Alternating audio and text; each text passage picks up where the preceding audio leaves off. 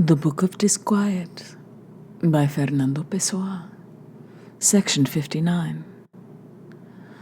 Whenever my ambition, influenced by my dreams, raised up above the everyday level of my life, so that for a moment I seemed to soar like a child on a swing, I always, like the child, had to come down to the public garden and face my defeat, with no flags to wave in battle, and no sword I was strong enough to unsheathe. I suppose that most of the people I chance to pass in the street also feel, I notice in their silently moving lips, and in their eyes vague uncertainty, or in the sometimes raised voice of their joint mumbling, like a flagless army fighting a hopeless war.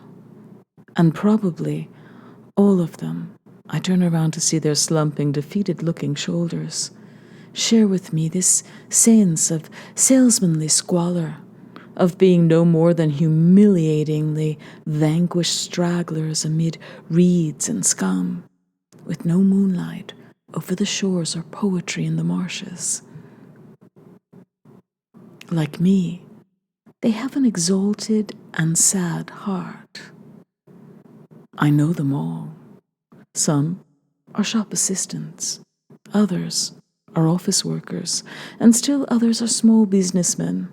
Then there are the conquerors from the bars and cafes, unwittingly sublime in the ecstasy of their self-centered chatter, or content to remain self-centeredly silent, with no need to defend what they're too stingy to say.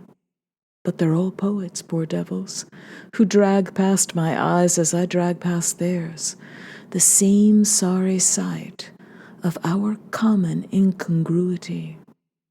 They all have, like me, their future in the past. At this very moment, idle and alone in the office because everyone else went to lunch, I'm staring out the grimy window at an old man who's slowly teetering down the other side of the street. He's not drunk. He's dreaming. He's attentive to what doesn't exist. Perhaps he still hopes. If there's any justice in the gods' injustice, then may they let us keep our dreams, even when they're impossible. And may our dreams be happy, even when they're trivial. Today, because I'm still young, I can dream of South Sea islands and impossible Indias. Tomorrow, perhaps the same gods will make me dream of owning a small tobacco shop, or of retiring to a house in the suburbs. Every dream is the same dream, for they're all dreams. Let the gods change my dreams, but not my gift for dreaming.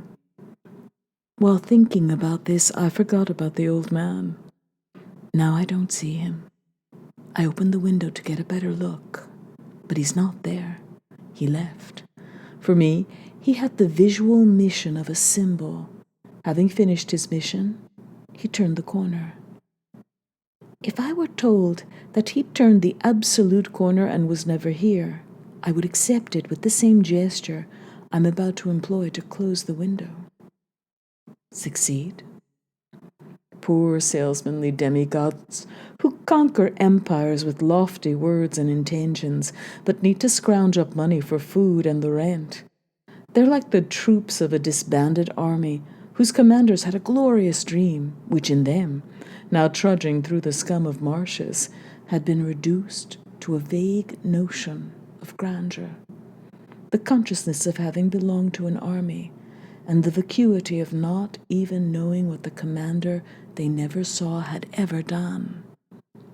Each of them, for a moment, has dreamed he's the commander of the army whose rear guard he deserted. Each of them, from the sludge of dreams, has hailed the victory which no one could win, and which left only crumbs on the stained tablecloth that nobody remembered to shake. They fill in the cracks of daily activity, like dust in the cracks of badly dusted furniture. In normal, ordinary daylight, They shine like grey worms against the reddish mahogany. They can be moved with a thin nail, but no one has the patience to bother. My hapless peers with their lofty dreams, how I envy and despise them. I'm with the others, with the even more hapless, who have no one but themselves to whom they can tell their dreams and show what would be verses if they wrote them. I'm with these poor slobs who have no books to show, who have no literature besides their own soul, and who are suffocating to death due to the fact that they exist without having taken that mysterious transcendental exam that makes one eligible to live. Some are heroes who flattened 5 men on a street corner just yesterday. Others are seducers to whom even non-existent women have surrendered. They believe these things when they tell them, and perhaps they tell them so as to believe. Others, for them, the world conquerors, whoever they may be, are everyday people. And like eels in a wooden tub, they slither under and over each other without ever leaving the tub. Sometimes they're mentioned in the newspapers. Some of them are mentioned rather often, but they never become famous. These people are happy, for they've been given the enchanted dream of stupidity. But those like me, who've been given dreams without illusions. 60. Dolorous interlude. Should you ask me if I'm happy, I'll answer that I'm not.